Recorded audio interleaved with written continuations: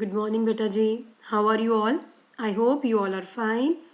बेटा मैं Kavita Gandhi science mistress government senior secondary school Bhargo Nagar boys ਤੋਂ ਅੱਜ ਤੁਹਾਡੇ ਨਾਲ ਬੇਟਾ chapter number 14th natural resources discuss ਕਰਾਂਗੀ ਕੁਦਰਤੀ ਸੰਸਾਧਨ. ਤੁਹਾਨੂੰ ਪਤਾ ਬੇਟਾ NTSC ਦਾ ਜੋ ਪੇਪਰ ਹੈ ਅਸੀਂ ਉਹਦੀ ਤਿਆਰੀ ਕਰ ਰਹੇ ਹਾਂ. ਠੀਕ ਹੈ, ਤੇ ਉਹਦੇ ਲਈ ਤੁਸੀਂ ਇਸ ਚੈਪਟਰ ਨੂੰ ਧਿਆਨ ਨਾਲ ਸੁਣਨਾ ਹੈ. ਬਹੁਤ ਇੱਕ ਈਜ਼ੀ ਚੈਪਟਰ ਹੈ. ਕਲੀਅਰ ਬੱਚੇ, ਕਿਉਂਕਿ ਇਹਦੇ ਅੰਦਰ ਜਿਹੜੇ ਬੇਸਿਕ ਕਨਸੈਪਟਸ ਨੇ ਉਹ ਤੁਸੀਂ ਲੋਅਰ ਕਲਾਸਿਸ ਤੋਂ ਵੀ ਪੜ੍ਹਦੇ ਆ ਰਹੇ ਹੋ. तो चलो ਅਸੀਂ ਅੱਜ ਦਾ ਆਪਣਾ ਚੈਪਟਰ ਸਟਾਰਟ ਕਰਦੇ ਹਾਂ ਨੈਚੁਰਲ ਰਿਸੋਰਸਿਸ. ਬੱਚੇ ਸਭ ਤੋਂ ਪਹਿਲੇ ਅਸੀਂ ਇਸ ਚੈਪਟਰ ਦੀ ਥੋੜੀ ਜਿਹੀ ਇੰਟਰੋਡਕਸ਼ਨ ਕਰਦੇ ਹਾਂ. ਸਾਨੂੰ ਪਤਾ ਬੇਟਾ ਅਰਥ ਇੱਕ ਇੱਦਾਂ ਦਾ ਪਲੈਨਟ ਹੈ ਜਿੱਥੇ ਲਾਈਫ ਪ੍ਰੈਜ਼ੈਂਟ ਹੈ, ਰਾਈਟ? ਕਿਉਂਕਿ ਇੱਥੇ ਇੱਕ ਪ੍ਰੋਪਰ ਟੈਂਪਰੇਚਰ ਹੈ, ਪਾਣੀ ਹੈ ਤੇ ਭੋਜਨ ਉਪਲਬਧ ਹੈ, ਇਸ ਕਰਕੇ ਇੱਥੇ ਲਾਈਫ ਪੋਸੀਬਲ ਹੈ. ਹੁਣ ਬੇਟਾ ਆਪਾਂ ਅਲੱਗ-ਅਲੱਗ ਇਹਦੇ ਪਾਰਟਸ ਕਰਦੇ ਹਾਂ ਕਿ ਜਿਹੜੀ ਧਰਤੀ ਦੀ ਸਭ ਤੋਂ ਬਾਹਰੀ ਪਰਤ ਹੈ उसनू स्थल मंडल कहते हैं. स्थल मंडल यानी कि लिथोस्फीयर, राइट? और दूसरी चीज़ आती है बेटा जिन्हों कहा जाता है जल मंडल, राइट? हुण आपां अगर इहदी गल करिए तो असीं कहने कि धरती के उपर बेटा जिहड़ा 75% भाग है वो सारा किहदे नाल ढकिया होया. धरती का 75% भाग पानी नाल ढकिया होया है ना. तो जिहड़ा भूमिगत पानी के रूप में मिलता है इसनूं आपां की कहने जल मंडल. दैन हवा जिहड़ी है वो धरती नूं पूरे एक कंबल वांग ढक के रखदी कि पूरे एक ब्लैंकेट की तरह, जिन्हों असीं की कहने वायुमंडल यानी कि एटमोसफेयर, राइट बेटा? तो तीन चीज़ां असीं पढ़ लियां. एक एटमोसफेयर पढ़िया, एक असीं लिथोस्फेयर पढ़िया और एक असीं की पढ़ लिया बेटा हाइड्रोस्फेयर. हाइड्रो मतलब जल. ये तीनों चीज़ां मिल के ही जीवन नूं की बनादियां ने, संभव करदियां ने, संभव बनादियां ने, जिसनों असीं की कहने बेटा जीव मंडल. जीव मंडल यानी कि बायोस्फेयर, यानी कि बायो मीनस हो गया लिविंग. याद रखना जिन्ने भी जीवित पदार्थ होणगे तुहानूं केवल उत्थे ही मिलणगे जिथे तीनों चीज़ां मिलदियां ने, यानी कि एटमोसफेयर, लिथोस्फेयर ते हाइड्रोस्फेयर. क्लीयर बेटा जी? और आपां ना बायोस्फेयर दे ना दो घटक पढ़ते हैं, दो फैक्टर्स पढ़ते हैं. एक असीं पढ़ते हैं बायोटिक फैक्टर्स ते एक असीं पढ़ते हैं नॉन बायोटिक या एबायोटिक फैक्टर्स. हुण जिहड़े बायोटिक फैक्टर्स हुंदे ने जिन्हों असीं जैविक घटक कहने बेटा वो कौन बनाएंगे?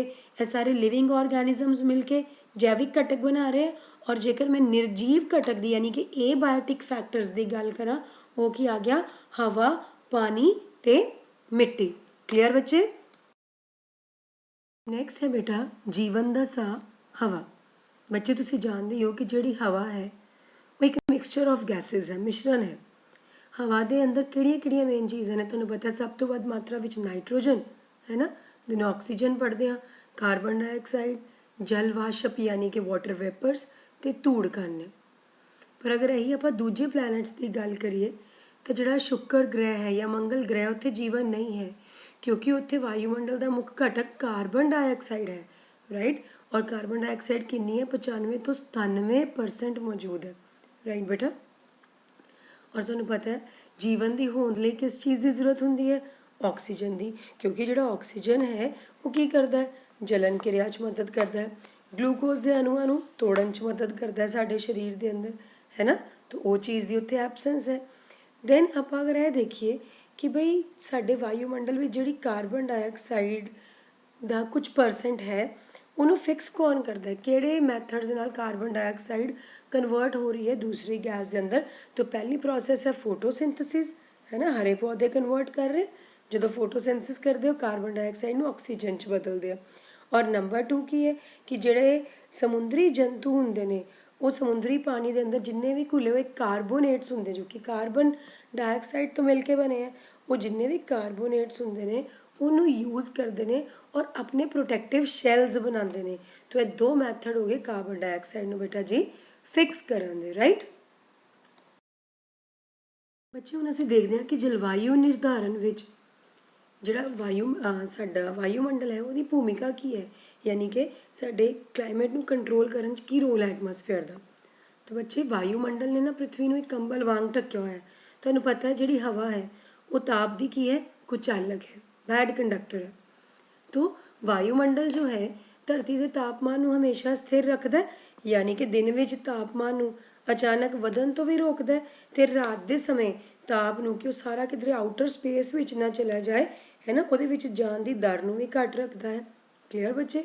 ਹੁਣ ਅਗਰ ਆਪਾਂ ਚੰਦਰਮਾ ਦੀ ਗੱਲ ਕਰੀਏ ਤਾਂ ਸੂਰਜ ਤੋਂ ਜਿੰਨੀ ਦੂਰ ਧਰਤੀ ਹੈ ਉਨੀ ਹੀ ਦੂਰ ਚੰਦਰਮਾ ਵੀ ਹੈ, ਲੇਕਿਨ ਚੰਦਰਮਾ ਤੇ ਵਾਯੂਮੰਡਲ ਨਹੀਂ ਹੈ, ਜਿਸ ਕਰਕੇ ਉੱਥੇ ਦਾ ਤਾਪਮਾਨ ਆਪਾਂ ਅਗਰ ਗੱਲ ਕਰੀਏ ਤਾਂ ਬੇਟਾ ਦੇਖੋ -190 ਡਿਗਰੀ ਸੈਲਸੀਅਸ ਤੋਂ ਆਪਾਂ ਦੇਖ ਰਹੇ ਹਾਂ 110 ਡਿਗਰੀ ਸੈਲਸੀਅਸ ਵਿੱਚ ਰਹਿੰਦਾ ਹੈ, ਜਿੱਥੇ ਜਿਸ ਇੰਨੇ ਟੈਂਪਰੇਚਰ ਦੇ ਅਗਰ ਆਪਾਂ ਦੇਖੀਏ ਤਾਂ ਲਿਵਿੰਗ ਕੰਡੀਸ਼ਨਸ ਜਿਹੜੀਆਂ ਨੇ ਉਹ ਪੋਸੀਬਲ ਨਹੀਂ ਹੈ। ਨੈਕਸਟ ਇਜ਼ ਹਵਾ ਦੀ ਗਤੀ, ਜਿਹਨੂੰ ਅਸੀਂ ਕੀ ਕਹਿੰਦੇ ਹਾਂ ਬੇਟਾ, ਪੌਣ ਕਹਿੰਦੇ ਹਾਂ। ਹੁਣ ਤੁਸੀਂ ਕਈ ਵਾਰੀ ਮਹਿਸੂਸ ਕੀਤਾ ਹੋਏ ਕਿ ਦਿਨ ਵਿੱਚ ਜਦੋਂ ਬਹੁਤ ਗਰਮੀ ਹੁੰਦੀ ਹੈ ਆਪਾਂ ਦੇਖਦੇ ਹਾਂ ਸ਼ਾਮੀ ਠੰਡੀ ਹਵਾ ਚੱਲਣ ਲੱਗ ਜਾਂਦੀ ਹੈ, ਜਾਂ ਕਈ ਵਾਰੀ ਇੰਨਾ ਗਰਮ ਮੌਸਮ ਹੁੰਦਾ ਕਿ ਬਾਅਦ 'ਚ ਬਾਰਿਸ਼ ਹੋਣੀ ਸ਼ੁਰੂ ਹੋ ਜਾਂਦੀ ਹੈ। ਬੇਟਾ ਸਾਡੇ ਵਾਯੂਮੰਡਲ ਵਿੱਚ ਜਿੰਨੀਆਂ ਵੀ ਕਿਰਿਆਵਾਂ ਨੇ ਆਪਾਂ ਦੇਖਦੇ ਹਾਂ ਇਹਦੇ ਵਿੱਚ ਹਵਾ ਦੇ ਗਰਮ ਹੋਣ ਅਤੇ ਜਲ ਵਾਸ਼ਪ ਬਣਨ ਕਰਕੇ ਇਹ ਸਾਰਾ ਕੁਝ ਹੋ ਰਿਹਾ ਹੈ। ਬੱਚੇ ਆਪਾਂ ਦੇਖਦੇ ਹਾਂ ਜਿਹੜੀ ਹਵਾ ਗਰਮ ਹੋ ਜਾਂਦੀ ਹੈ, ਗਰਮ ਹੋ ਕੇ ਉਹ ਹਲਕੀ ਹੋ ਜਾਂਦੀ ਹੈ ਤੇ ਉੱਪਰ ਵੱਲ ਉੱਠਦੀ ਹੈ, ਤੁਹਾਨੂੰ ਸਭ ਨੂੰ ਪਤਾ ਹੈ ਨਾ। ਹੁਣ ਇਹ ਜਿਹੜਾ ਸਰਕਲ ਚੱਲ ਰਿਹਾ ਹੈ ਇਹਨੂੰ ਆਪਾਂ ਕੀ ਕਹਿੰਦੇ ਹਾਂ, ਕਹਿੰਦੇ ਜਿਹੜੀ ਗਰਮ ਹੋਣ ਕਰਕੇ ਹਵਾ ਵਿੱਚ ਨਾ ਸੰਵਹਿਨ ਧਾਰਾਵਾਂ ਉਤਪੰਨ ਹੋ ਜਾਂਦੀਆਂ। ਸੰਵਹਿਨ ਧਾਰਾ ਬੇਟਾ ਮਤਲਬ ਕਨਵੈਕਸ਼ਨ ਕਰੰਟ। ਤੁਸੀਂ ਇਹ ਲੋਅਰ ਕਲਾਸਿਸ ਤੋਂ ਪੜ੍ਹਦੇ ਆ ਰਹੇ ਹੋ, ਕੰਡਕਸ਼ਨ ਪੜ੍ਹਦੇ ਸੀ, ਕਨਵੈਕਸ਼ਨ ਪੜ੍ਹਦੇ ਸੀ, ਰੇਡੀਏਸ਼ਨ ਪੜ੍ਹਦੇ ਸੀ। ਇੱਥੇ ਮੈਂ ਕਿਹੜੀ ਪ੍ਰੋਸੈਸ ਦੱਸ ਰਹੀ ਹਾਂ ਬੇਟਾ, ਕਨਵੈਕਸ਼ਨ। ਠੀਕ ਹੈ, ਆਪਾਂ ਦੇਖ ਰਹੇ ਹਾਂ ਕਿ ਦਿਨ ਦੇ ਸਮੇਂ ਕੀ ਹੋਣਾ, ਜਿਹੜੇ ਤਟੀ ਖੇਤਰ ਸੀਗੇ ਉੱਥੇ ਆਪਾਂ ਦੇਖ ਰਹੇ ਹਾਂ ਕਿ ਜਿਹੜਾ ਸਥਲ ਹੈ ਉਹਦੇ ਉੱਪਰ ਦੀ ਜਿਹੜੀ ਹਵਾ ਹੈ ਉਹ ਤੇਜ਼ੀ ਨਾਲ ਗਰਮ ਹੋ ਕੇ ਉੱਪਰ ਉੱਠ ਰਹੀ ਹੈ, ਕਿਉਂਕਿ ਦਿਨ ਦੇ ਵੇਲੇ ਅਸੀਂ ਕਹਿ ਰਹੇ ਹਾਂ ਕਿ ਜਿਹੜਾ ਥਲ ਹੈ ਬਹੁਤ ਜਲਦੀ ਗਰਮ ਹੋ ਗਿਆ ਪਾਣੀ ਦੇ ਮੁਕਾਬਲੇ, ਤਾਂ ਜਿਸ ਕਾਰਨ ਉਹਦੇ ਉੱਪਰਲੀ ਹਵਾ ਵੀ ਗਰਮ ਹੋਈ ਅਤੇ ਉਹਦੇ ਉੱਪਰ ਘੱਟ ਦਬਾਅ ਹੋ ਗਿਆ, ਕਿਉਂਕਿ ਹਵਾ ਗਰਮ ਹੋਣ ਨਾਲ ਜਿਹੜੀ ਉਹਦੇ ਉੱਪਰਲੀ ਹਵਾ ਸੀ ਉਹ ਕਿੱਥੇ ਹੋ ਗਈ ਬੇਟਾ, ਉੱਪਰ ਵੱਲ ਨੂੰ ਉੱਠਣੀ ਸ਼ੁਰੂ ਹੋ ਗਈ ਹੈ। ਲੇਕਿਨ ਅਗਰ ਸਮੁੰਦਰ ਦੀ ਗੱਲ ਕਰੀਏ ਤਾਂ ਸਮੁੰਦਰ ਦੇ ਉੱਪਰ ਹਾਲੇ ਦਬਾਅ ਕੀ ਹੈ, ਜ਼ਿਆਦਾ ਹੈ ਨਾ, ਤਾਂ ਉਹਦੇ ਉੱਪਰ ਵਾਲੀ ਹਵਾ ਘੱਟ ਦਬਾਅ ਵਾਲੇ ਖੇਤਰ ਵੱਲ ਵਗਣਾ ਸ਼ੁਰੂ ਹੋ ਗਈ, ਜਿਸ ਕਰਕੇ ਕਿਸ ਦਾ ਨਿਰਮਾਣ ਹੋਇਆ, ਪੌਣ ਦਾ। ਪੌਣ ਆਪਾਂ ਦੇਖ ਰਹੇ ਹਾਂ। ਹੁਣ ਕਹਿੰਦੇ ਹੋਇਆ ਕਿ ਕਿਸ ਤਰ੍ਹਾਂ ਸਿਸਟਮ ਚੱਲਿਆ ਕਿ ਦਿਨ ਵੇਲੇ ਕਿੱਦਾਂ ਹੋਇਆ ਤੇ ਰਾਤ ਵੇਲੇ ਕੀ ਹੋਇਆ। ਦਿਨ ਦੇ ਸਮੇਂ ਜਿਹੜੀ ਹਵਾ ਦੀ ਦਿਸ਼ਾ ਹੋਏਗੀ ਉਹ ਹਮੇਸ਼ਾ ਸਮੁੰਦਰ ਤੋਂ ਸਥਲ ਵੱਲ ਹੋਏਗੀ, ਯਾਨੀ ਕਿ ਜਿਹਨੂੰ ਜਲ ਸਮੀਰ ਕਿਹਾ ਜਾਂਦਾ ਹੈ। ਠੀਕ ਹੈ, ਔਰ ਰਾਤ ਦੇ ਸਮੇਂ ਅਗਰ ਦੇਖੀਏ ਤਾਂ ਹਵਾ ਦੀ ਦਿਸ਼ਾ ਕੀ ਹੁੰਦੀ ਹੈ, ਉਲਟੀ, ਯਾਨੀ ਕਿ ਉਹ ਕਿੱਥੋਂ ਹੋਏਗੀ, ਸਥਲ ਤੋਂ ਸਮੁੰਦਰ ਵੱਲ ਹੋਏਗੀ, ਜਿਹਨੂੰ ਥਲ ਸਮੀਰ ਕਿਹਾ ਜਾਂਦਾ। ਤਾਂ ਬੇਟਾ ਇਹ ਤਰੀਕਾ ਹੋ ਗਿਆ ਕਿ ਕਿਸ ਤਰ੍ਹਾਂ ਪੌਣ ਨੇ ਪ੍ਰੋਡਿਊਸ ਹੋਣਾ, ਵਿੰਡ ਨੇ ਪੈਦਾ ਹੋਣਾ। ਨੈਕਸਟ ਇਜ਼ ਰੇਨ, ਵਰਖਾ। ਬੇਟਾ ਦਿਨ ਦੇ ਸਮੇਂ ਜਿਹੜੇ ਨੇ ਉਹ ਜਲੀ ਭਾਗ ਗਰਮ ਹੋ ਜਾਂਦੇ ਨੇ ਅਤੇ ਵੱਡੀ ਮਾਤਰਾ ਵਿੱਚ ਵਾਟਰ ਵੇਪਰਸ ਬਣਾਉਣਗੇ, ਰਾਈਟ। ਹੁਣ ਇਹ ਜਿਹੜੇ ਵਾਟਰ ਵੇਪਰਸ ਨੇ ਇਹ ਗਰਮ ਹਵਾ ਨਾਲ ਉੱਪਰ ਉੱਠਣੇ ਸ਼ੁਰੂ ਹੋ ਗਏ। ਹੁਣ ਉੱਪਰ ਜਦੋਂ ਗਈ ਗਰਮ ਹਵਾ ਇਹ ਫੈਲੇਗੀ ਔਰ ਕੀ ਹੋ ਜਾਏਗੀ ਬੇਟਾ, ਠੰਡੀ ਹੋਣੀ ਸ਼ੁਰੂ ਹੋ ਜਾਏਗੀ। ਜਦੋਂ ਹਵਾ ਠੰਡੀ ਹੋਏਗੀ ਤਾਂ ਉਹਦੇ ਅੰਦਰ ਜਿਹੜੇ ਵਾਟਰ ਵੇਪਰ ਸੀ ਉਹ ਵੀ ਕੰਡੈਂਸ ਹੋ ਜਾਣਗੇ, ਠੰਡੇ ਹੋ ਕੇ ਉਹ ਜਮਣੇ ਸ਼ੁਰੂ ਹੋਣਗੇ, ਕੰਡੈਂਸ ਹੋ ਜਾਣਗੇ, ਜਿਹਦੇ ਕਾਰਨ ਵਾਟਰ ਵੇਪਰ ਛੋਟੀ ਛੋਟੀ ਪਾਣੀ ਦੇ ਡ੍ਰੌਪਸ ਵਿੱਚ ਕੀ ਹੋ ਗਿਆ, ਕੰਡੈਂਸ ਹੋ ਗਏ, ਬਦਲ ਗਏ ਉਹਦੇ ਵਿੱਚ। ਹੁਣ ਜਦੋਂ ਇਹ ਬੂੰਦਾਂ ਵੱਡੀਆਂ ਹੋ ਜਾਣਗੀਆਂ ਅਤੇ ਭਾਰੀਆਂ ਹੋ ਜਾਣਗੀਆਂ ਤਾਂ ਇਹ ਵਰਖਾ ਦੇ ਰੂਪ ਵਿੱਚ ਹੇਠਾਂ ਡਿੱਗਣੀਆਂ ਸ਼ੁਰੂ ਹੋ ਜਾਣਗੀਆਂ।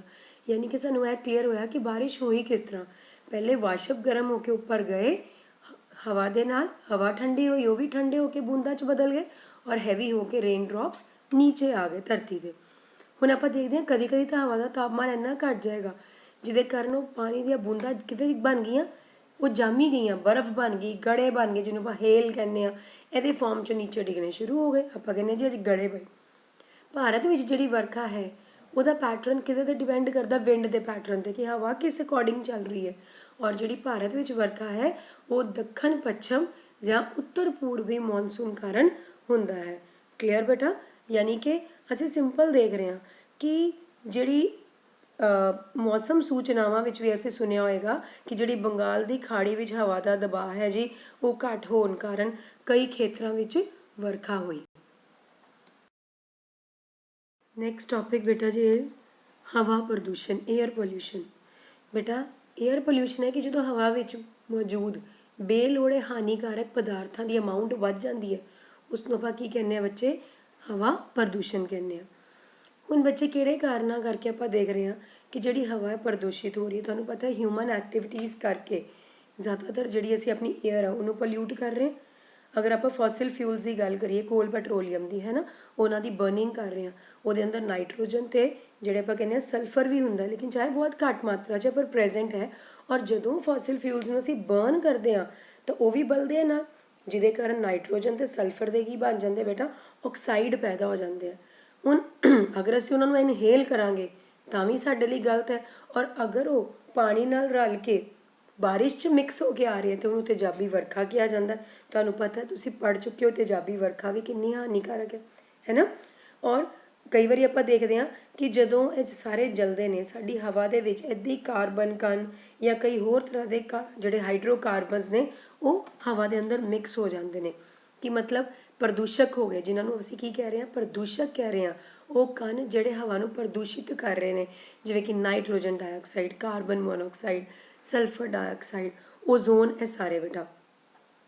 ਔਰ ਇਹ ਜਿਹੜੇ ਕਣ ਹੁੰਦੇ ਨੇ ਵਿਜ਼ੀਬਿਲਿਟੀ ਨੂੰ ਵੀ ਘਟਾ ਦਿੰਦੇ ਨੇ, ਹੈ ਨਾ। ਤੁਸੀਂ ਦੇਖਿਆ ਹੋਣਾ ਕਿ ਸਰਦੀ ਦੇ ਮੌਸਮ ਵਿੱਚ ਜਦੋਂ ਪਾਣੀ ਦੀ ਹਵਾ ਦੇ ਨਾਲ, ਪਾਣੀ ਪਲੱਸ ਹਵਾ ਦੋਨੋਂ ਸੰਗਨਿਤ ਹੋ ਜਾਂਦੇ ਨੇ ਨਾ, ਤੇ ਇਸ ਨੂੰ ਕੀ ਕਹਿੰਦੇ, ਸਮੋਗ।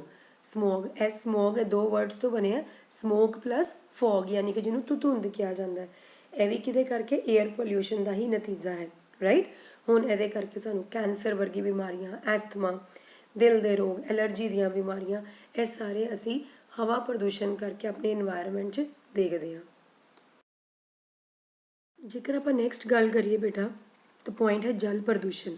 ਸਾਨੂੰ ਪਤਾ ਬੇਟਾ ਪਾਣੀ ਇੱਕ ਮਹੱਤਵਪੂਰਨ ਸਾਧਨ ਹੈ ਜਿਹੜਾ ਜੀਵਨ ਨੂੰ ਸਥਲ 'ਤੇ ਕੀ ਕਰਦਾ ਹੈ, ਨਿਰਧਾਰਿਤ ਕਰਦਾ ਹੈ ਨਾ। ਆਪਾਂ ਦੇਖਦੇ ਹਾਂ ਕੁਝ ਮਾਤਰਾ ਵਿੱਚ ਤਾਂ ਜਲ ਵਾਸ਼ਪ ਦੇ ਰੂਪ ਵਿੱਚ ਵਾਯੂਮੰਡਲ ਵਿੱਚ ਪਾਣੀ ਹੈ। ਧਰਤੀ ਦੀ ਸਤ੍ਹਾ 'ਤੇ ਵੀ ਜਿਹੜਾ ਮਿਲਣ ਵਾਲਾ ਵਧੇਰੇ ਪਾਣੀ ਉਹ ਤਾਂ ਸਮੁੰਦਰਾਂ ਅਤੇ ਮਹਾਸਾਗਰਾਂ ਵਿੱਚ ਹੈ, ਜੋ ਕਿ ਖਾਰਾ ਹੈ। ਅਤੇ ਸ਼ੁੱਧ ਪਾਣੀ ਬਰਫ਼ ਦੇ ਰੂਪ ਵਿੱਚ ਦੋਨਾਂ ਧਰੂਆਂ 'ਤੇ ਹੈ, ਅਤੇ ਉਹ ਬਰਫ਼ ਨਾਲ ਢੱਕੇ ਪਹਾੜਾਂ 'ਤੇ ਮਿਲਦਾ ਹੈ। ਜੇ ਗੱਲ ਕਰੀਏ ਭੂਮੀਗਤ ਜਲ ਦੀ, ਨਦੀਆਂ ਦੀ, ਝੀਲਾਂ ਦੀ, ਤਲਾਬਾਂ ਦੀ, ਤਾਂ ਉੱਥੋਂ ਦਾ ਪਾਣੀ ਵੀ ਸ਼ੁੱਧ ਹੁੰਦਾ ਹੈ। ਪਰ ਆਪਾਂ ਦੇਖ ਰਹੇ ਹਾਂ ਕਿ ਹਰ ਇੱਕ ਜਗ੍ਹਾ 'ਤੇ ਜਿਹੜੀ ਪਾਣੀ ਦੀ ਉਪਲਬਧਤਾ ਹੈ ਉਹ ਕੀ ਹੈ, ਵੱਖ-ਵੱਖ ਹੈ ਨਾ। ਕਈ ਜਗ੍ਹਾ 'ਤੇ ਪਾਣੀ ਦੀ ਬਹੁਤ ਘਾਟ ਹੈ, ਰਾਈਟ ਬੱਚੇ। ਹੁਣ ਅਗਰ ਆਪਾਂ ਗੱਲ ਕਰਦੇ ਹਾਂ ਜਲ ਪ੍ਰਦੂਸ਼ਣ ਦੀ, ਤਾਂ ਸਾਨੂੰ ਪਤਾ ਹੈ ਬਹੁਤ ਅਲੱਗ-ਅਲੱਗ ਕਾਰਨ ਨੇ ਜਿਨ੍ਹਾਂ ਕਰਕੇ ਜਲ ਪ੍ਰਦੂਸ਼ਣ ਹੋ ਰਿਹਾ ਹੈ। ਸਾਡਾ ਹਿਊਮਨ ਐਕਟੀਵਿਟੀਜ਼ ਕਰਕੇ ਆਪਾਂ ਦੇਖਦੇ ਹਾਂ ਸਾਡਾ ਵਾਟਰ ਜਿਹੜਾ ਉਹ ਪੋਲਿਊਟ ਹੁੰਦਾ ਜਾ ਰਿਹਾ। ਤਾਂ ਇਹਦੇ ਕਰਕੇ ਕੀ ਕੀ ਇਫੈਕਟਸ ਹੋ ਸਕਦੇ ਆ ਬੇਟਾ। ਸਭ ਤੋਂ ਪਹਿਲੇ ਜਿਹੜੇ ਜਲ ਭੰਡਾਰ ਨੇ ਉਹਨਾਂ ਵਿੱਚ ਆਪਾਂ ਦੇਖਦੇ ਹਾਂ ਕਈ ਤਰ੍ਹਾਂ ਦੇ ਅਣਇੱਛਿਤ ਪਦਾਰਥ ਮਿਲਦੇ ਨੇ, ਹੈ ਨਾ। ਅਨਵਾਂਟਿਡ ਜਦੋਂ ਮਟੀਰੀਅਲਸ ਆਪਾਂ ਕਹਿੰਦੇ ਹਾਂ, ਹਾਨੀਕਾਰਕ ਪਦਾਰਥ ਪਾਣੀ 'ਚ ਆ ਜਾਂਦੇ ਆ, ਉਹਨੂੰ ਅਸੀਂ ਜਲ ਪ੍ਰਦੂਸ਼ਣ ਕਹਿਣ ਲੱਗ ਜਾਂਦੇ ਹਾਂ। ਇੰਨੀ ਤਰ੍ਹਾਂ ਦੇ ਜ਼ਹਿਰੀਲੇ ਪਦਾਰਥ ਹੁੰਦੇ ਨੇ, ਉਹ ਪਾਰਾ ਵੀ ਹੋ ਸਕਦਾ, ਉਹ ਲੂਣ ਵੀ ਹੋ ਸਕਦਾ। ਤਾਂ ਜਿੰਨੇ ਵੀ ਪਾਣੀ ਦੇ ਅੰਦਰ ਰਹਿਣ ਵਾਲੇ ਜੀਵ ਹੋਣਗੇ ਉਹਨਾਂ ਲਈ ਬਹੁਤ ਹਾਨੀਕਾਰਕ ਹੋਏਗਾ। ਅਗਰ ਅਸੀਂ ਉਸ ਪਾਣੀ ਨੂੰ ਲੈ ਲੈਂਦੇ ਹਾਂ ਤਾਂ ਕਈ ਤਰ੍ਹਾਂ ਦੀਆਂ ਬਿਮਾਰੀਆਂ ਫੈਲ ਸਕਦੀਆਂ ਨੇ। ਅਸੀਂ ਪੜ੍ਹਦੇ ਹਾਂ ਕੋਲਰਾ ਹੋ ਜਾਏਗਾ, ਡਾਇਰੀਆ ਹੋ ਜਾਏਗਾ, ਰਾਈਟ, ਬੈਕਟੀਰੀਆ ਨਾਲ ਜੋ ਕਿ ਬਿਮਾਰੀਆਂ ਫੈਲਦੀਆਂ ਨੇ। ਅਗਰ ਸੈਕਿੰਡ ਗੱਲ ਕਰੀਏ ਤਾਂ ਆਪਾਂ ਦੇਖਦੇ ਹਾਂ ਕਈ ਵਾਰੀ ਇੱਦਾਂ ਦੇ ਇੱਛਿਤ ਪਦਾਰਥ ਹੁੰਦੇ ਨੇ ਜਿਨ੍ਹਾਂ ਦੀ ਅਮਾਊਂਟ ਸਾਨੂੰ ਪਾਣੀ 'ਚ ਚਾਹੀਦੀ ਹੈ ਪਰ ਉਹ ਘੱਟ ਜਾਂਦੀ ਹੈ ਨਾ। ਜਿਵੇਂ ਕਿ ਆਕਸੀਜਨ ਦੀ ਅਮਾਊਂਟ ਦੇਖ ਲਈਏ, ਦੈਨ ਕਈ ਪੋਸ਼ਕ ਤੱਤਵ ਹੁੰਦੇ ਨੇ ਇੱਦਾਂ ਦੇ ਜਿਹੜੇ ਕਿ ਇੱਦਾਂ ਦੀਆਂ ਐਕਟੀਵਿਟੀਜ਼ ਕਰਨ ਕਰਕੇ ਇਹ ਚੀਜ਼ਾਂ ਪਾਣੀ 'ਚ ਘੱਟ ਜਾਂਦੀਆਂ। ਔਰ ਥਰਡ ਪੁਆਇੰਟ ਆਉਂਦਾ ਤਾਪਮਾਨ ਵਿੱਚ ਪਰਿਵਰਤਨ। ਆਪਾਂ ਦੇਖਦੇ ਹਾਂ ਕਈ ਵਾਰੀ ਫੈਕਟਰੀਜ਼ ਦਾ ਜਿਹੜਾ ਗਰਮ ਪਾਣੀ ਹੁੰਦਾ ਉਹ ਇੱਦਾਂ ਹੀ ਵਾਟਰ ਆਊਟਲੈਟ ਦੇ ਅੰਦਰ ਪਾ ਦਿੱਤਾ ਜਾਂਦਾ।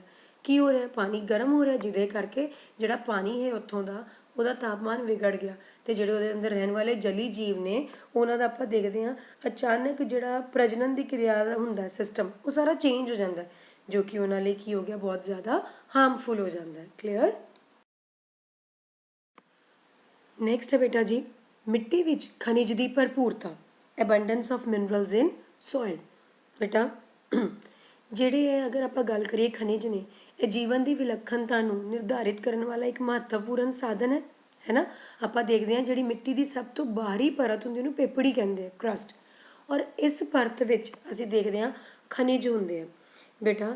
ਹੁਣ ਇਹਦੇ ਅੰਦਰ ਆਪਾਂ ਦੇਖਦੇ ਹਾਂ ਜਿਹੜੇ ਮਿਲਣ ਵਾਲੇ ਖਣਿਜ ਹੈ ਉਹ ਜੀਵਾਂ ਨੂੰ ਵੱਖ-ਵੱਖ ਕਿਸਮਾਂ ਦੇ ਪਾਲਣ ਪੋਸ਼ਣ ਕਰਨ ਵਾਲੇ ਤੱਤ ਪ੍ਰਦਾਨ ਕਰ ਰਹੇ ਹੈ ਨਾ।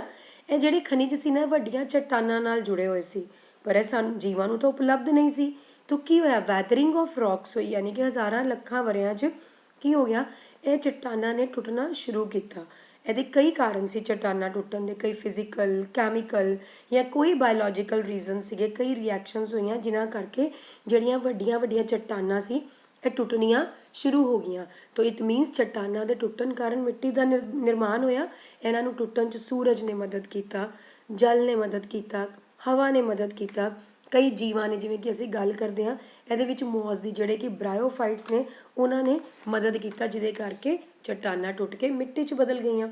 ਹੁਣ ਬੇਟਾ ਜਿਹੜੇ ਖਣਿਜ ਪੋਸ਼ਕ ਤੱਤ ਨੇ ਜੋ ਉਸ ਮਿੱਟੀ ਵਿੱਚ ਮਿਲਦੇ ਨੇ ਹੈ ਨਾ, ਆਪਾਂ ਦੇਖਦੇ ਹਾਂ ਕਿ ਉਹ ਉਹਨਾਂ ਚੱਟਾਨਾਂ 'ਤੇ ਨਿਰਭਰ ਕਰਦੇ ਜਿਸ ਤੋਂ ਮਿੱਟੀ ਬਣੀ ਹੋਈ ਹੈ। ਕਲੀਅਰ ਕਿ ਜਿਹੜੀ ਚੱਟਾਨ ਤੋਂ ਆਪਾਂ ਦੇਖ ਲੈਂਦੇ ਕਿ ਵੀ ਕਿਸ ਤੋਂ ਅਸੀਂ ਮਿੱਟੀ ਇਹ ਦੇਖ ਰਹੇ ਹਾਂ, ਉਹਦੇ 'ਚ ਉਸ ਤਰ੍ਹਾਂ ਦੇ ਕੀ ਹੋਣਗੇ, ਖਣਿਜ ਪਦਾਰਥ ਹੋਣਗੇ।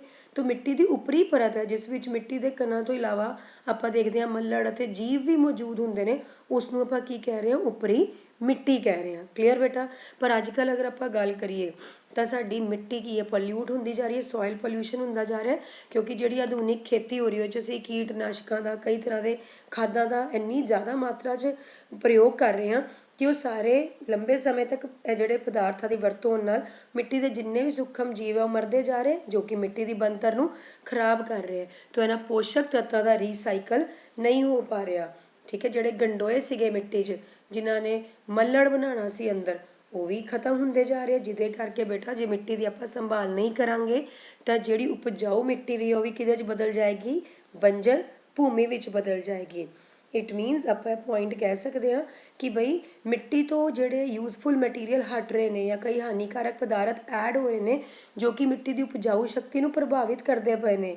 ਤਾਂ ਇਸ ਕਰਕੇ ਆਪਾਂ ਦੇਖ ਰਹੇ ਹਾਂ ਕਿ ਜਿਹੜੇ ਜੈਵਿਕ ਵਿਲੱਖਣਤਾ ਵੀ ਉਹਦੇ ਅੰਦਰ ਉਹਨੂੰ ਨਸ਼ਟ ਕਰਦੇ ਜਾ ਰਹੇ ਹੈ।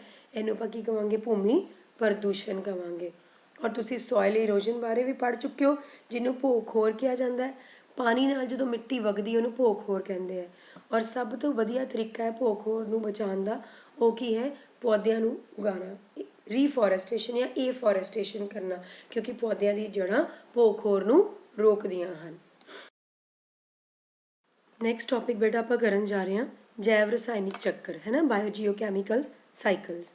ਆਪਾਂ ਇਹ ਦੇਖਣਾ ਹੈ ਕਿ ਜੀਵ ਮੰਡਲ ਦੇ ਜਿਹੜੇ ਵੱਖ-ਵੱਖ ਘਟਕ ਨੇ ਉਹਨਾਂ ਵਿੱਚ ਪਦਾਰਥਾਂ ਦਾ ਅਤੇ ਊਰਜਾ ਦਾ ਸਥਾਨਾਂਤਰਨ ਕਿੱਦਾਂ ਹੋ ਰਿਹਾ। ਤਾਂ ਸਭ ਤੋਂ ਪਹਿਲਾਂ ਅਸੀਂ ਸਾਈਕਲ ਕਰਨ ਜਾ ਰਹੇ ਹਾਂ ਵਾਟਰ ਸਾਈਕਲ, ਜਿਹਨੂੰ ਅਸੀਂ ਜਲ ਚੱਕਰ ਕਹਿੰਦੇ ਹਾਂ। ਕਲੀਅਰ ਬੇਟਾ। ਜਲ ਭੰਡਾਰਾਂ ਅਤੇ ਪਾਣੀ ਦੇ ਵਾਸ਼ਪੀਕਰਨ ਅਤੇ ਫਿਰ ਸੰਗਰਣ ਤੋਂ ਬਾਅਦ ਵਰਖਾ ਅਤੇ ਫਿਰ ਵਾਸ਼ਪੀਕਰਨ ਹੁੰਦਾ, ਜਿਸ ਨੂੰ ਅਸੀਂ ਕੀ ਕਹਿ ਰਹੇ ਹਾਂ, ਜਲ ਚੱਕਰ। ਵਾਸ਼ਪੀਕਰਨ ਮਤਲਬ ਇਵੈਪੋਰੇਸ਼ਨ ਔਰ ਸੰਗਨਨ ਮਤਲਬ ਕੰਡੈਂਸੇਸ਼ਨ। ਕੀ ਹੋਇਆ ਬੇਟਾ, ਪਾਣੀ ਜਲ ਵਾਸ਼ਪ ਬਣਦਾ ਹੈ ਅਤੇ ਫਿਰ ਵਰਖਾ ਦੇ ਰੂਪ ਵਿੱਚ ਸਤਹ 'ਤੇ ਡਿੱਗਦਾ ਹੈ ਔਰ ਫਿਰ ਉਹ ਪਾਣੀ ਕੀ ਹੈ, ਨਦੀਆਂ ਰਾਹੀਂ ਸਮੁੰਦਰ ਵਿੱਚ ਪਹੁੰਚ ਜਾਂਦਾ, ਜਿਹਨੂੰ ਅਸੀਂ ਜਲ ਚੱਕਰ ਕਹਿ ਰਹੇ ਹਾਂ। ਬੇਟਾ ਜਿੰਨਾ ਬੋਲ ਰਹੇ ਨਾ, ਇਹ ਇੰਨਾ ਈਜ਼ੀ ਨਹੀਂ ਹੁੰਦਾ ਵਾਟਰ ਸਾਈਕਲ ਇਨਵਾਇਰਮੈਂਟ ਦੇ ਅੰਦਰ। ਕਲੀਅਰ ਬੱਚੇ। ਤਾਂ ਹੁਣ ਆਪਾਂ ਦੇਖ ਰਹੇ ਹਾਂ ਕਿ ਵਰਖਾ ਦੁਆਰਾ ਜਿਹੜਾ ਪਾਣੀ ਸੀਗਾ ਉਹ ਧਰਤੀ 'ਤੇ ਡਿੱਗਦਾ ਹੈ, ਪਰ ਪੂਰਾ ਪਾਣੀ ਸਮੁੰਦਰ ਵਿੱਚ ਤਾਂ ਜਾਂਦਾ ਨਹੀਂ ਹੈ। ਕੁਝ ਪਾਣੀ ਕੀ ਹੁੰਦਾ, ਮਿੱਟੀ ਦੇ ਅੰਦਰ ਚਲਾ ਜਾਂਦਾ ਹੈ, ਜੋ ਕਿ ਭੂਮੀ ਜਲ ਦਾ ਹਿੱਸਾ ਬਣ ਜਾਏਗਾ। ਤੁਹਾਡੀ ਸਕਰੀਨ 'ਤੇ ਬੇਟਾ ਜਿਹੜੀ ਇਮੇਜ ਆ ਰਹੀ ਹੈ, ਤੁਸੀਂ ਦੇਖਦੇ ਹੋ ਵਾਟਰ ਸਾਈਕਲ ਦੀ ਇਮੇਜ ਹੈ। ਆਪਾਂ ਦੇਖਣਾ ਕਿ ਕਿਸ ਤਰ੍ਹਾਂ ਜਿਹੜਾ ਭੂਮੀ ਜਲ ਸੀ ਜਾਂ ਸਤਹ 'ਤੇ ਜਲ ਸੀ ਉਹਦਾ ਜਿਹੜੇ ਸਤਹ 'ਤੇ ਜਲ ਸੀ ਉਸਦਾ ਵਾਸ਼ਪੀਕਰਨ ਹੋਇਆ ਸਮੁੰਦਰ ਜਿਹੜੇ ਸੂਰਜ ਦੀ ਗਰਮੀ ਦੇ ਨਾਲ।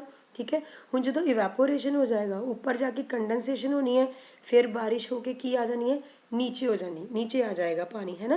कुछ वो समुंदर च रल जाएगा और कुछ वो सतह ते डिगेगा और वो वाटर सारा का सारा नीचे ਆਪਾਂ ਦੇਖਦੇ ਹਾਂ ਸੀਪ ਕਰਕੇ ਗਰਾਊਂਡ ਵਾਟਰ ਬਣਾ ਦੇਗਾ। ਕਲੀਅਰ। ਔਰ ਇਹੀ ਵਾਟਰ ਦੇ ਉੱਪਰ ਕੀ ਕਰ ਰਹੇ ਨੇ, ਸਾਰੇ ਆਰਗੈਨਿਜ਼ਮਸ ਡਿਪੈਂਡ ਕਰ ਰਹੇ ਆ। ਆਪਾਂ ਦੇਖ ਰਹੇ ਹਾਂ ਆਰਗੈਨਿਜ਼ਮਸ ਰੈਸਪੀਰੇਸ਼ਨ, ਸਾਹ ਕਿਰਿਆ ਕਰਕੇ ਵੀ ਜਲ ਵਾਸ਼ਪ ਛੱਡ ਰਹੇ। ਜਿਹੜੇ ਪੌਦੇ ਉਹ ਵਾਸ਼ਪ ਉਤਸਰਜਨ ਕਾਰਨ ਪਾਣੀ ਦੇ ਜਿਹੜੇ ਜਲ ਦੇ ਵਾਸ਼ਪ ਨੇ ਉਹ ਛੱਡ ਰਹੇ ਨੇ ਵਾਸ਼ਪ ਉਤਸਰਜਨ, ਯਾਨੀ ਕਿ ਟਰਾਂਸਪੀਰੇਸ਼ਨ ਤੋਂ। ਯਾਨੀ ਕਿ 3 ਤਰੀਕੇ ਹੋ ਗਏ ਪਾਣੀ ਦੇ ਉੱਪਰ ਜਾਣ ਦੇ। ਇੱਕ ਆਪਾਂ ਪੜ੍ਹ ਲਿਆ ਵਾਸ਼ਪੀਕਰਨ, ਇੱਕ ਪੜ੍ਹਿਆ ਵਾਸ਼ਪ ਉਤਸਰਜਨ ਤੇ ਇੱਕ ਕੀ ਪੜ੍ਹਿਆ, ਸਾਹ ਕਿਰਿਆ। ਤਿੰਨਾਂ ਤਰੀਕਿਆਂ ਨਾਲ ਪਾਣੀ ਉੱਪਰ ਗਿਆ ਔਰ ਕੰਡੈਂਸੇਸ਼ਨ ਉੱਪਰ ਜਾ ਕੇ ਹੋਈ ਤੇ ਵਰਖਾ ਕਰਕੇ ਜਾਂ ਬਰਫ਼ ਕਰਕੇ ਪਾਣੀ ਜਿਹੜਾ ਵਾਪਸ ਧਰਤੀ ਦੀ ਸਤ੍ਹਾ ਤੇ ਆ ਗਿਆ ਜਾਂ ਸਮੁੰਦਰ ਵਿੱਚ ਡਿੱਗ ਗਿਆ। Next very important cycle is nitrogen cycle. ਬੇਟਾ ਤੁਸੀਂ ਜਾਣਦੇ ਹੋ ਕਿ ਜਿਹੜਾ ਸਾਡਾ ਵਾਯੂਮੰਡਲ ਹੈ ਉਹਦਾ 78% ਜਿਹੜਾ ਭਾਗ ਹੈ ਉਹ ਨਾਈਟ੍ਰੋਜਨ ਗੈਸ ਹੈ। ਔਰ ਸਾਡੇ ਸਰੀਰ ਦੇ ਅੰਦਰ ਜਾਂ ਪਲਾਂਟਸ ਦੇ ਅੰਦਰ ਜਿੰਨੇ ਵੀ ਜੈਵਿਕ ਨੇ ਉਹਨਾਂ ਦੇ ਅੰਦਰ ਕਈ ਸਾਰੇ ਅਣੂਆਂ ਦਾ ਹਿੱਸਾ ਹੈ ਨਾਈਟ੍ਰੋਜਨ, ਜਿਵੇਂ ਕਿ ਪ੍ਰੋਟੀਨ, ਨਿਊਕਲਿਕ ਤੇਜ਼ਾਬ, DNA, RNA, ਕਈ ਤਰ੍ਹਾਂ ਦੇ ਵਾਈਟਾਮਿਨਸ ਵੀ। ਬੇਟਾ ਜੋ ਨਾਈਟ੍ਰੋਜਨ ਹੈ ਉਹ ਹਰ ਕਿਸਮ ਦੇ ਜੀਵਾਂ ਲਈ ਇੱਕ ਜ਼ਰੂਰੀ ਪੋਸ਼ਕ ਤੱਤ ਹੈ ਨਾ। ਆਪਾਂ ਦੇਖਦੇ ਹਾਂ ਅਸੀਂ ਲੋਅਰ ਕਲਾਸਿਸ 'ਚ ਵੀ ਪੜ੍ਹਦੇ ਸੀਗੇ ਕਿ ਜਿਹੜਾ ਇੱਕ ਬੈਕਟੀਰੀਆ ਪੜ੍ਹਦੇ ਸੀ, ਰਾਈਜ਼ੋਬੀਅਮ ਬੈਕਟੀਰੀਆ, ਜੋ ਕਿ ਡਾਈਕੋਟ ਪਲਾਂਟਸ ਯਾਨੀ ਕਿ ਲੈਗੂਮਿਨਸ ਜਿਹੜੇ ਫਲੀਦਾਰ ਪੌਦੇ ਸੀ, ਲੈਗੂਮਿਨਸ ਪਲਾਂਟ ਸੀ, ਉਹਨਾਂ ਦੀ ਰੂਟਸ ਦੇ ਅੰਦਰ ਨੋਡਿਊਲਸ ਹੁੰਦੀਆਂ ਨੇ, ਹੈ ਨਾ। ਮਤਲਬ ਇੱਕ ਖਾਸ ਕਿਸਮ ਦੀਆਂ ਰਚਨਾਵਾਂ ਹੁੰਦੀਆਂ ਨੇ ਜਿਨ੍ਹਾਂ ਦੇ ਅੰਦਰ ਰਾਈਜ਼ੋਬੀਅਮ ਬੈਕਟੀਰੀਆ ਬਣਦਾ, ਜੋ ਕਿ ਹਵਾ ਦੇ ਵਿੱਚ ਮੌਜੂਦ ਨਾਈਟ੍ਰੋਜਨ ਨੂੰ ਕਿਹਦੇ ਵਿੱਚ ਬਦਲ ਦਿੰਦਾ, ਨਾਈਟ੍ਰੇਟ ਤੇ ਨਾਈਟਰਾਈਟਸ, ਜਿਹਨੂੰ ਅਸੀਂ ਨਾਈਟ੍ਰੋਜਨ ਫਿਕਸੇਸ਼ਨ ਜਾਂ ਨਾਈਟ੍ਰੋਜਨ ਸਥਿਰੀਕਰਨ ਵੀ ਕਹਿੰਦੇ ਹਾਂ। क्योंकि ਜਿਹੜੇ ਪਲਾਂਟਸ ਨੇ ਉਹ ਡਾਇਰੈਕਟ ਹਵਾ ਚੋਂ ਨਾਈਟ੍ਰੋਜਨ ਗੈਸ ਜਿਹੜੀ ਐਬਜ਼ੌਰਬ ਨਹੀਂ ਕਰ ਸਕਦੇ, ਉਹਨੂੰ ਨਾਈਟ੍ਰੇਟ ਜਾਂ ਨਾਈਟਰਾਈਟ ਫਾਰਮ 'ਚ ਐਬਜ਼ੌਰਬ ਕਰ ਪਾ ਰਹੇ ਨੇ। ਕਲੀਅਰ ਬੇਟਾ? ਇੱਕ ਹੋਰ ਤਰੀਕਾ ਵੀ ਹੈ ਸੋਇਲ ਦੇ ਅੰਦਰ ਨਾਈਟ੍ਰੋਜਨ ਨੂੰ ਫਿਕਸ ਕਰਨ ਦਾ। ਉਸ ਫਿਜ਼ੀਕਲ ਐਕਟੀਵਿਟੀ ਨੂੰ ਅਸੀਂ ਕੀ ਕਹਿੰਦੇ ਹਾਂ ਬੇਟਾ? ਲਾਈਟਨਿੰਗ, ਯਾਨੀ ਕਿ ਬਿਜਲੀ ਚਮਕਣਾ, ਜੋ ਕਿ ਕੀ ਕਰੇਗੀ? ਨਾਈਟ੍ਰੋਜਨ ਦੇ ਆਕਸਾਈਡ ਬਣਾ ਦੇਗੀ। ਨਾਈਟ੍ਰੋਜਨ ਤੋਂ ਨਾਈਟ੍ਰੋਜਨ ਦੇ ਆਕਸਾਈਡਸ ਬਣ ਗਏ। ਹੁਣ ਬੱਚੇ ਆਪਾਂ ਦੇਖ ਰਹੇ ਹਾਂ ਜਿਹੜੇ ਅਕਸਰ ਪੌਦੇ ਹੁੰਦੇ ਨਾਈਟ੍ਰੇਟਸ ਅਤੇ ਨਾਈਟਰਾਈਟਸ ਨੂੰ ਲੈ ਲੈਂਦੇ ਨੇ ਅਤੇ ਉਹਨਾਂ ਨੂੰ ਕਈ ਤਰ੍ਹਾਂ ਦੇ ਅਮਾਈਨੋ ਐਸਿਡਸ ਵਿੱਚ ਬਦਲ ਦਿੰਦੇ ਨੇ। ਬਾਅਦ ਵਿੱਚ ਉਹ ਐਨੀਮਲਸ ਦੇ ਅੰਦਰ ਜਾ ਰਹੇ ਹੈ, ਉਹਨਾਂ ਦੇ ਅੰਦਰ ਜਾ ਕੇ ਆਪਾਂ ਦੇਖ ਰਹੇ ਹਾਂ ਕਈ ਤਰ੍ਹਾਂ ਦੀਆਂ ਪ੍ਰੋਟੀਨਸ ਬਣ ਰਹੀਆਂ ਨੇ, ਪਲਾਂਟ ਦੇ ਅੰਦਰ ਪ੍ਰੋਟੀਨਸ ਬਣ ਰਹੀਆਂ ਨੇ। ਕਲੀਅਰ ਬੱਚੇ? ਤਾਂ ਇਟ ਮੀਨਸ ਬਹੁਤ ਜ਼ਿਆਦਾ ਕੰਪਲੈਕਸ ਕੰਪਾਊਂਡਸ ਅਮਾਈਨੋ ਐਸਿਡਸ ਬਣ ਗਏ, ਰਾਈਟ। ਹੁਣ ਆਪਾਂ ਦੇਖ ਰਹੇ ਹਾਂ ਬਾਅਦ ਵਿੱਚ ਕੀ ਹੋਇਆ, ਜੰਤੂ ਜਾਂ ਪੌਦੇ ਦੀ ਮੌਤ ਹੋ ਗਈ। ਤਾਂ ਜਿਹੜਾ ਮਿੱਟੀ ਵਿੱਚ ਮੌਜੂਦ ਹੋਰ ਤਰ੍ਹਾਂ ਦੇ ਬੈਕਟੀਰੀਆ ਸੀ, ਉਹਨਾਂ ਨੇ ਕੀ ਕੀਤਾ? ਉਹ ਨਾਈਟ੍ਰੇਟਸ, ਨਾਈਟਰਾਈਟਸ ਜਾਂ ਪ੍ਰੋਟੀਨਸ, ਅਮਾਈਨੋ ਐਸਿਡਸ ਨੂੰ ਵਾਪਸ ਨਾਈਟ੍ਰੋਜਨ 'ਚ ਬਦਲ ਦਿੱਤਾ, ਜਿਹਨੂੰ ਆਪਾਂ ਕੀ ਕਹਿਣਾ ਬੇਟਾ? ਡੀਨਾਈਟ੍ਰੀਫਿਕੇਸ਼ਨ। ਕਲੀਅਰ? ਤਾਂ ਇੱਥੇ ਆਪਾਂ ਪੁਆਇੰਟਸ ਪੜ੍ਹੇ ਕਿ ਨਾਈਟ੍ਰੀਫਿਕੇਸ਼ਨ, ਉਸ ਤੋਂ ਉਲਟ ਕੀ ਹੋ ਗਿਆ ਬੇਟਾ? ਡੀਨਾਈਟ੍ਰੀਫਿਕੇਸ਼ਨ। ਕਲੀਅਰ? ਹੁਣ ਕੀ ਹੋਇਆ? ਇਹ ਜਿਹੜੇ ਨਾਈਟ੍ਰੇਟਸ ਅਤੇ ਨਾਈਟਰਾਈਟਸ ਸੀਗੇ ਉਹ ਨਾਈਟ੍ਰੋਜਨ ਤੱਤ ਵਿੱਚ ਵਾਪਸ ਬਦਲੇ ਗਏ, ਹੈ ਨਾ। ਇਸ ਤਰ੍ਹਾਂ ਆਪਾਂ ਦੇਖ ਰਹੇ ਹਾਂ ਕਿ ਕੁਦਰਤ ਵਿੱਚ ਇੱਕ ਨਾਈਟ੍ਰੋਜਨ ਚੱਕਰ ਕੀ ਹੋ ਰਿਹਾ? ਪੂਰਾ ਹੋ ਰਿਹਾ। ਕਲੀਅਰ ਬੇਟਾ? ਇਟ ਮੀਨਸ ਨਾਈਟ੍ਰੋਜਨ ਜਿਹੜੀ ਹੈ ਵਾਯੂਮੰਡਲ ਵਿੱਚੋਂ ਆਪਣੇ ਮੂਲ ਰੂਪ ਵਿੱਚੋਂ ਲੰਘਦੀ ਹੋਈ ਮਿੱਟੀ ਅਤੇ ਪਾਣੀ ਵਿੱਚ ਪਹਿਲੇ ਸਧਾਰਨ ਪਰਮਾਣੂ ਦੇ ਰੂਪ ਵਿੱਚ ਬਦਲਦੀ ਹੈ ਨਾ, ਅਤੇ ਜੀਵਿਤ ਪ੍ਰਾਣੀਆਂ ਵਿੱਚੋਂ ਹੋਰ ਵਧੇਰੇ ਆਪਾਂ ਦੇਖ ਰਹੇ ਹਾਂ ਕਿ ਕੰਪਲੈਕਸ ਕੰਪਾਊਂਡਸ ਯੋਗਿਕ ਬਣਾ ਰਹੀ ਹੈ, ਉਹਨਾਂ 'ਚ ਬਦਲ ਜਾਂਦੀ ਹੈ, ਔਰ ਦੈਨ ਅਗੇਨ ਵਾਪਸ ਸਧਾਰਨ ਰੂਪ ਵਿੱਚ ਨਾਈਟ੍ਰੋਜਨ ਵਿੱਚ ਬਦਲੀ ਅਤੇ ਵਾਯੂਮੰਡਲ ਵਿੱਚ ਵਾਪਸ ਆ ਗਈ। ਕਲੀਅਰ ਬੇਟਾ? ਤਾਂ ਇਹ ਪੂਰਾ ਦਾ ਪੂਰਾ ਕੀ ਚੱਲ ਗਿਆ? ਕਿ ਨਾਈਟ੍ਰੋਜਨ ਸਾਈਕਲ। ਇੱਕ ਹੋਰ ਸਾਈਕਲ ਬੇਟਾ ਜੇ ਅਸੀਂ ਪੜ੍ਹਨ ਜਾ ਰਹੇ ਹਾਂ ਉਹ ਹੈ ਕਾਰਬਨ ਸਾਈਕਲ। ਬੇਟਾ ਕਾਰਬਨ ਦਾ ਵੀ ਵੱਖ-ਵੱਖ ਭੌਤਿਕ, ਰਸਾਇਣਿਕ ਅਤੇ ਜੈਵਿਕ ਕਿਰਿਆਵਾਂ ਦੁਆਰਾ ਕੀ ਹੋ ਰਿਹਾ? ਪੁਨਰ ਚੱਕਰ ਹੋ ਰਿਹਾ। ਜਿਹੜਾ ਕਿ ਤੁਹਾਡੇ ਸਾਹਮਣੇ ਸਕਰੀਨ 'ਤੇ ਪਿਕਚਰ ਸ਼ੇਅਰ ਹੋ ਰਹੀ ਹੈ, ਇਹਨੂੰ ਧਿਆਨ ਨਾਲ ਦੇਖੋ ਬੇਟਾ ਕਿ ਵਾਯੂਮੰਡਲ ਵਿੱਚ ਕਾਰਬਨ ਡਾਈਆਕਸਾਈਡ ਸੀ, ਉਹਨੂੰ ਕਿਸ ਤਰ੍ਹਾਂ ਫਿਕਸ ਕੀਤਾ ਗਿਆ। ਸਭ ਤੋਂ ਪਹਿਲਾ ਤਰੀਕਾ ਕੀ ਹੈ? ਪੌਦਿਆਂ ਨੇ ਕੀਤਾ। ਕਿਹੜੀ ਪ੍ਰੋਸੈਸ ਨਾਲ? ਫੋਟੋਸਿੰਥਸਿਸ ਨਾਲ। ਠੀਕ ਹੈ, ਉਹਨੇ ਗਲੂਕੋਜ਼ ਬਣਾ ਲਿਆ, ਕਾਰਬਨ ਯੌਗਿਕ ਬਣਾ ਲਏ। ਹੁਣ ਜਾਂ ਦੂਸਰਾ ਲਾਈਨ ਕੀ ਸ਼ੋ ਕਰ ਰਹੀ ਹੈ ਕਿ ਪਾਣੀ ਵਿੱਚ ਕਾਰਬੋਨੇਟ, ਜਿਹੜੀ ਪਾਣੀ ਦੇ ਅੰਦਰ ਆਪਾਂ ਦੇਖ ਰਹੇ ਹਾਂ ਕਾਰਬਨ ਡਾਈਆਕਸਾਈਡ ਆ ਰਹੀ ਸੀ, ਪਾਣੀ ਦੇ ਅੰਦਰ ਆਪਾਂ ਦੇਖ ਰਹੇ ਹਾਂ ਜਿਹੜੀ ਵਾਯੂਮੰਡਲ ਤੋਂ ਕਾਰਬਨ ਡਾਈਆਕਸਾਈਡ ਗਈ ਹੈ ਉਹਦੇ ਅੰਦਰ ਕੀ ਬਣ ਗਏ? ਕਾਰਬੋਨੇਟਸ ਨੇ। ਕਲੀਅਰ? ਉਹ ਜਿਹੜੇ ਕਾਰਬੋਨੇਟਸ ਹੈ ਉਹ ਸ਼ੈਲਸ ਬਣਾਉਣ ਵਿੱਚ ਜਾਂ ਚੂਨਾ ਪੱਥਰ ਬਣਾਉਣ 'ਚ ਮਦਦ ਕਰ ਰਹੇ। ਹੁਣ ਅਗਰ ਉਹ ਪੌਦੇ ਸੀਗੇ, ਪੌਦਿਆਂ ਦੇ ਵਿੱਚ ਜਿਹੜੇ ਗਲੂਕੋਜ਼ ਬਣੀ, ਕਾਰਬਨ ਫਿਕਸ ਹੋ ਗਈ, ਕਾਰਬਨ ਡਾਈਆਕਸਾਈਡ, ਅਗਰ ਉਹ ਪੌਦੇ ਆਪਾਂ ਪੜ੍ਹਦੇ ਹਾਂ ਕਿ ਲੱਖਾਂ ਕਰੋੜਾਂ ਸਾਲ ਪਹਿਲਾਂ ਮਿੱਟੀ ਦੇ ਹੇਠਾਂ ਦੱਬ ਗਏ ਤਾਂ ਉਹ ਸਾਰੇ ਕਿਹਦੇ 'ਚ ਬਦਲ ਗਏ? ਕੋਲੇ 'ਚ ਬਦਲ ਗਏ, ਰਾਈਟ। ਇੱਕ ਹੋਰ ਤਰੀਕਾ ਹੋ ਗਿਆ ਕਿ ਕੋਲਾ ਜਿਹੜਾ ਹੈ ਉਹਦੇ ਅੰਦਰ ਵੀ ਇਹ ਫਿਕਸ ਹੋ ਗਿਆ। ਹੁਣ ਅਗਰ ਇਹਨਾਂ ਪੌਦਿਆਂ ਨੂੰ ਜੀਵ ਜੰਤੂ ਖਾ ਲੈਂਦੇ ਨੇ ਤਾਂ ਜੀਵ ਜੰਤੂਆਂ ਦੇ ਅੰਦਰ ਜਦੋਂ ਗਲੂਕੋਜ਼ ਗਿਆ ਤਾਂ ਜੀਵ ਜੰਤੂ ਤੁਹਾਨੂੰ ਪਤਾ ਸਾਹ ਕਿਰਿਆ ਦੌਰਾਨ ਆਕਸੀਜਨ ਲੈ ਕੇ, ਜਾਂ ਕਈ ਜੰਤੂ ਇੱਦਾਂ ਦੇ ਨੇ ਬਿਨਾਂ ਆਕਸੀਜਨ ਤੋਂ ਵੀ ਇਸ ਗਲੂਕੋਜ਼ ਨੂੰ ਤੋੜ ਕੇ ਕੀ ਬਣਾਉਂਦੇ ਨੇ? ਕਾਰਬਨ ਡਾਈਆਕਸਾਈਡ ਬਣਾਉਂਦੇ ਨੇ। ਕਲੀਅਰ ਬੇਟਾ? ਤਾਂ ਉਹ ਜਿਹੜੀ ਕਾਰਬਨ ਡਾਈਆਕਸਾਈਡ ਬਣੀ ਜਾਂ ਉਹਨਾਂ ਦਾ ਵਿਘਟਨ ਹੋਇਆ, ਉਸ ਕਿਰਿਆ ਨਾਲ ਉਹ ਕਾਰਬਨ ਡਾਈਆਕਸਾਈਡ ਦੇਖੋ ਦੁਬਾਰਾ ਵਾਯੂਮੰਡਲ ਵਿੱਚ ਆ ਗਈ। ਅਗਰ ਆਪਾਂ ਗੱਲ ਕਰੀਏ ਪੌਦਿਆਂ ਦੀ ਤਾਂ ਪੌਦੇ ਵੀ ਸਾਹ ਕਿਰਿਆ ਕਰਦੇ ਨੇ। ਜਦੋਂ ਪ੍ਰਕਾਸ਼ ਸੰਸਲੇਸ਼ਨ ਨਹੀਂ ਕਰਦੇ ਤਾਂ ਸਾਹ ਕਿਰਿਆ ਦੌਰਾਨ ਉਹਨਾਂ ਨੇ ਵੀ ਕਾਰਬਨ ਡਾਈਆਕਸਾਈਡ ਛੱਡੀ ਹੋਏਗੀ, ਜਿਹੜੀ ਵਾਯੂਮੰਡਲ ਵਿੱਚ ਵਾਪਸ ਆ ਗਈ। ਅਤੇ ਜੇਕਰ ਅਸੀਂ ਗੱਲ ਕਰੀਏ ਜਿਹੜੇ ਜੀਵ ਜੰਤੂ ਸੀਗੇ ਉਹ ਜਦੋਂ ਲੱਖਾਂ ਕਰੋੜਾਂ ਸਾਲ ਪਹਿਲਾਂ ਆਪਾਂ ਕਹਿੰਦੇ ਸੀ ਕਿ ਬਈ ਸਮੁੰਦਰ ਹੇਠਾਂ ਦੱਬ ਗਏ ਤਾਂ ਉਹ ਅੱਜ ਦੇ ਸਮੇਂ ਵਿੱਚ ਕਿਹਦੇ 'ਚ ਪਰਿਵਰਤਿਤ ਹੋ ਚੁੱਕੇ ਹੋਏ ਨੇ? ਪੈਟਰੋਲੀਅਮ 'ਚ।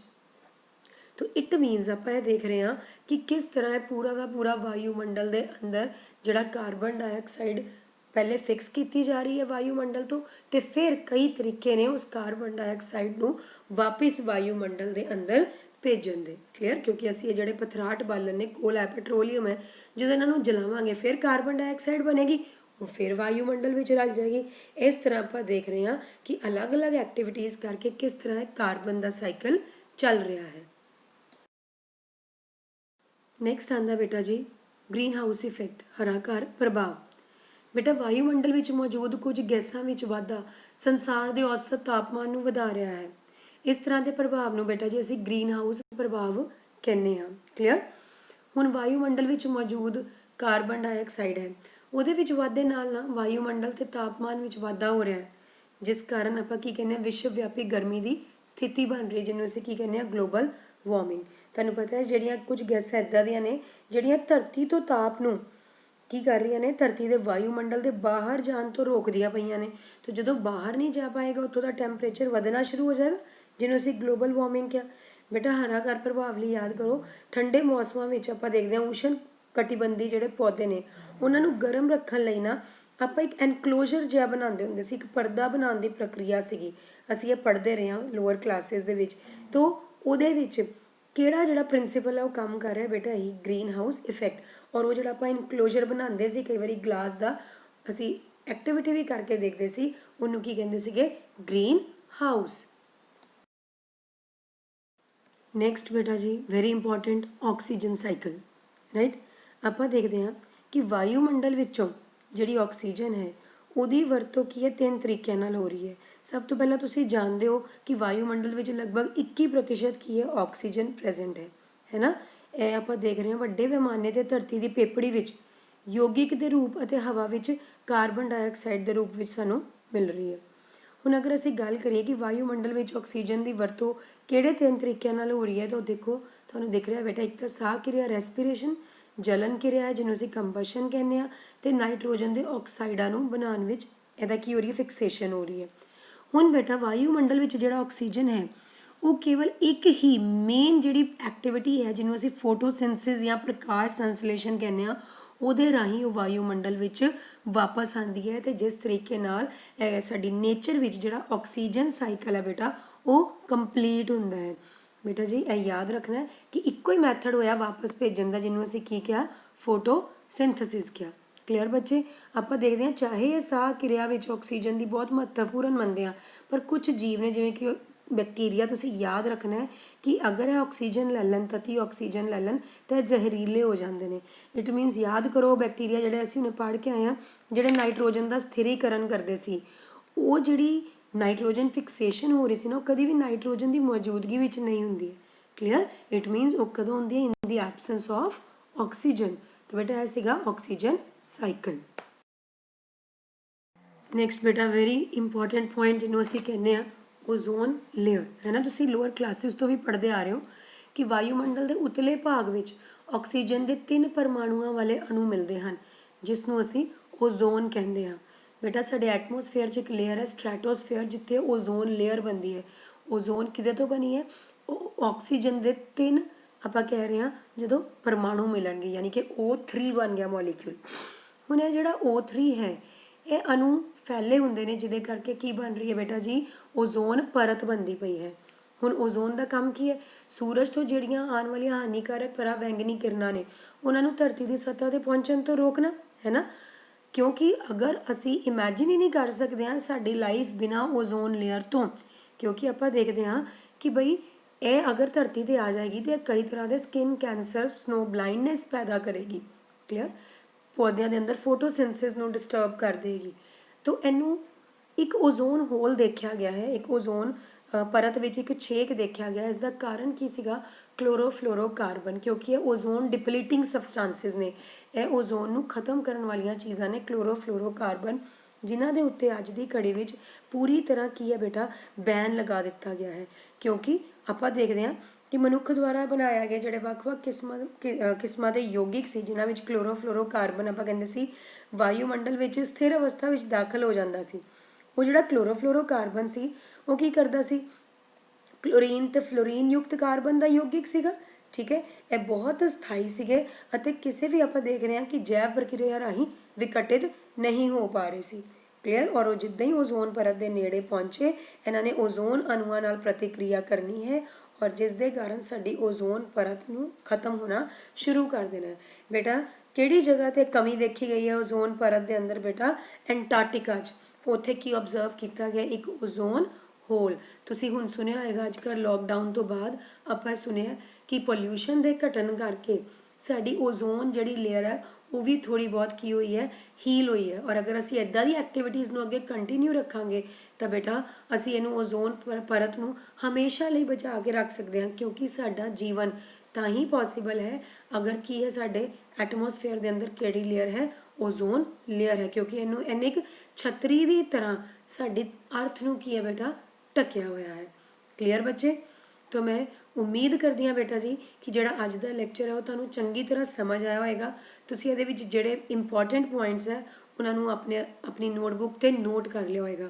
ਹੁਣ ਇਹਦੇ ਰਿਲੇਟਿਡ ਕੱਲ੍ਹ ਬੇਟਾ ਜੀ ਅਸੀਂ ਮਲਟੀਪਲ ਚੋਇਸ ਕੁਐਸਚਨਸ ਕਰਾਂਗੇ। ਤੋ get ready for multiple choice questions. Thank you ਬੇਟਾ, ਟੇਕ ਕੇਅਰ।